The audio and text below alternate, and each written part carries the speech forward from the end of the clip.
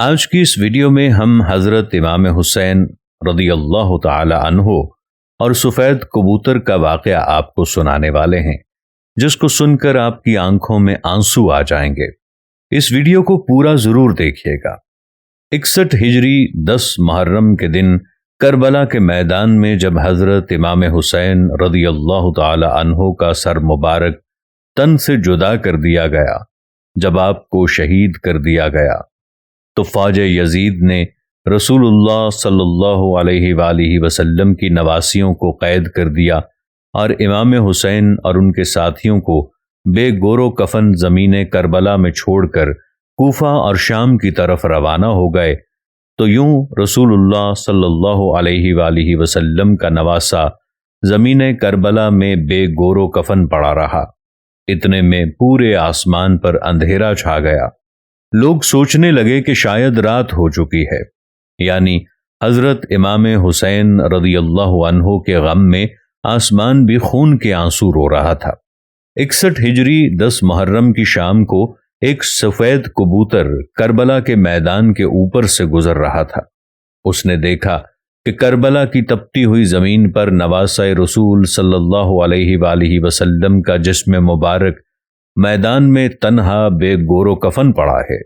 وہ کبوتر چیختا ہوا آسمان سے اتر کر زمین پر آ گیا اور دوسرے پرندوں سے کہنے لگا، قیامت آ گئی، امام حسین رضی اللہ تعالی عنہ کو شہید کر دیا گیا اور رسول اللہ صلی اللہ علیہ وآلہ وسلم کے خاندان کا خون کربلا کے میدان میں بکھرا پڑا ہے۔ یوں کبوتر مکہ میں آ کر پھرنے لگے اور امام حسین رضی اللہ عنہ کے غم میں رونے لگے، اور اس سفید کبوتر نے اپنے آپ کو امام حسین رضی اللہ عنہ کے خون سے تر کر لیا اور واپس اڑ گیا۔ وہ کبوتر اڑتا ہوا مدینہ شریف جا پہنچا اور طواف کے انداز میں حضور اکرم صلی اللہ علیہ وآلہ وسلم کے روضہ مبارک کے ارد گرد چکر کاٹنے لگا۔ اس کبوتر کے پروں سے خون کے قطرے ٹپک رہے تھے۔ مدینے میں لوگوں نے جب اس کبوتر کا حال دیکھا تو وہ حیران و پریشان ہو گئے، آپس میں باتیں کرنے لگے کہ آخر یہ معاملہ کیا ہے۔ اس کے بعد جب مدینے کے لوگوں کو حضرت امام حسین رضی اللہ عنہ کی شہادت کی خبر ملی تو ان لوگوں کو سمجھ آ گیا کہ یہ سب پہلے ظاہری طور پر حضرت امام حسین رضی اللہ عنہ کی شہادت کی خبر روضہ رسول پر پہنچانے کے لیے یہ سفید کبوتر حاضر ہوا ہے۔ اس لیے بزرگوں نے ارشاد فرمایا کہ دنیا میں جو سفید کبوتر ہے وہ اسی کبوتر کی نسل سے ہے۔ اس لیے اللہ پاک نے ان سفید کبوتروں میں شفا اور برکت رکھی ہے۔ دوستو، تاریخ میں لکھا ہے کہ مدینے کے باہر ایک سیام نام کا یہودی رہتا تھا۔ اس کی ایک لڑکی تھی جو ظاہری شکل و صورت میں بہت خوبصورت تھی، مگر اس کو اچانک کوڑ کا مرض ہو گیا، جس سے اس کے ہاتھ، پیر اور آنکھوں نے کام کرنا بند کر دیا۔ وہ نابینا ہو گئی۔ اس لڑکی کی حالت دیکھ کر اس کے محلے اور آس پڑوس کے لوگ اس لڑکی کو شدید نفرت کی نگاہوں سے دیکھنے لگے کہ یہ مرض اس لڑکی سے ہمیں بھی نہ لگ جائے۔ جب اس یہودی نے دیکھا کہ سب لوگ اس کی بیٹی کو نفرت کی نگاہوں سے دیکھتے ہیں تو وہ یہودی تنگ آ کر اپنی اس بیٹی کو لے کر اپنے گاؤں سے نکل گیا اور دور جا کر ایک باغ میں رہنے لگا۔ اب وہ یہودی دن بھر شہر میں کام کرتا اور شام کو وہ اپنی بیٹی کے پاس آ جاتا۔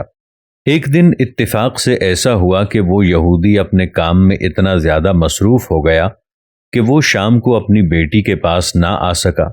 جب اس نابینا لڑکی کا باپ شام کو اس کے پاس نہ پہنچا تو لڑکی گرتے پڑتے ایک درخت کے نیچے جا پہنچی اور رونے لگی۔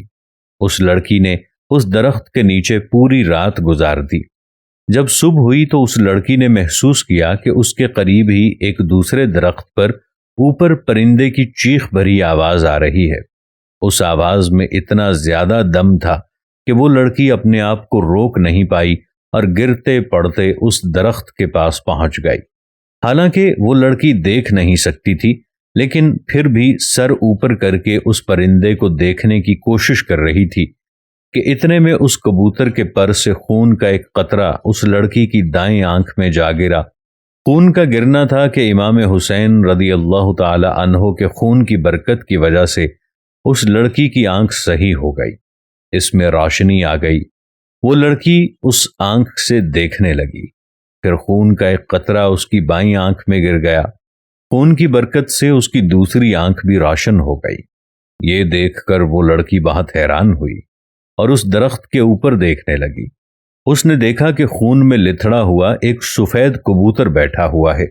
وہ لڑکی اس کبوتر کو دیکھ رہی تھی، اتنے میں خون کے کچھ اور قطرے اس کے جسم پر گر گئے۔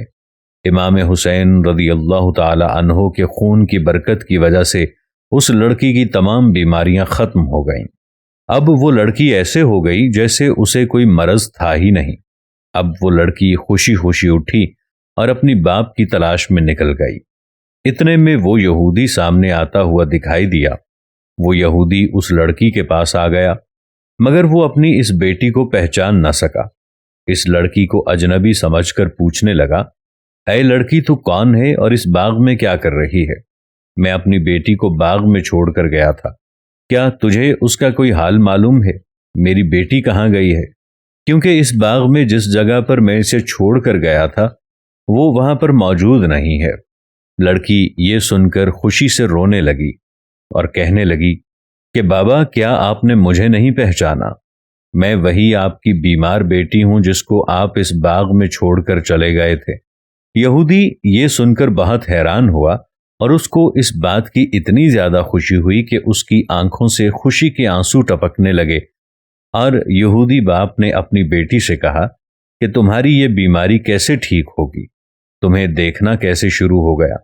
اس لڑکی نے اپنا سارا واقعہ سنا دیا اور اپنے باپ کو اسی درخت کے نیچے لے گئی جو کبوتر امام حسین رضی اللہ عنہ کے خون سے لتھڑا ہوا تھا۔ ابھی بھی وہ اس درخت کے اوپر بیٹھا ہوا تھا اور روتے ہوئے دردناک آواز نکال رہا تھا۔ یہودی نے اس کبوتر کی جانب مخاطب ہو کر کہا، اے مبارک پرندے، تیری اس دردناک آواز کے پیچھے کیا درد ہے اور تیرے پروں سے ٹپکنے والا مبارک خون کس کا ہے جس میں اللہ تعالیٰ نے اتنی برکت رکھی ہے؟ خیر، جیسے تیسے اس یہودی نے اس پرندے کے بارے میں معلومات حاصل کر لیں۔ جب اس یہودی کو پتہ چلا کہ یہ جو کبوتر کے اوپر خون لگا ہوا ہے یہ امام حسین رضی اللہ عنہ کا خون ہے اور اسی خون کے ذریعے سے میری بیٹی ٹھیک ہوئی ہے، اس کو دکھنا شروع ہو گیا ہے، اس کا کوڑ کا مرض بھی ٹھیک ہو گیا ہے۔ یہودی کہنے لگا، اگر حسین کے نانا حق پر نہ ہوتے، اگر نواسۂ رسول حق پر نہ ہوتے تو آپ کے خون کے قطروں میں ایسی خیر و برکت کا ظہور پیدا نہ ہوتا اور میری یہ اپاہج لڑکی اسے شفا نہ ملتی۔ اس کے بعد وہ یہودی اپنی اس بیٹی کے ساتھ وہیں پر کلمہ پڑھ کر مسلمان ہو گیا، اور پھر جب بھی کوئی اسلام قبول کرنے کی وجہ پوچھتا تو وہ اس واقعے کو پورا تفصیل کے ساتھ بیان کرتے۔ سلام ہو رسول اللہ صلی اللہ علیہ وآلہ وسلم کے خاندان پر، سلام ہو اس ناحق خون پر جو اسلام کی بقا کے لیے زمین کربلا پر بہتا رہا۔ آخر میں اللہ رب العزت سے یہ دعا ہے کہ ہمیں زندگی شان والی اور موت ایمان والی نصیب فرما، آمین یا رب العالمین۔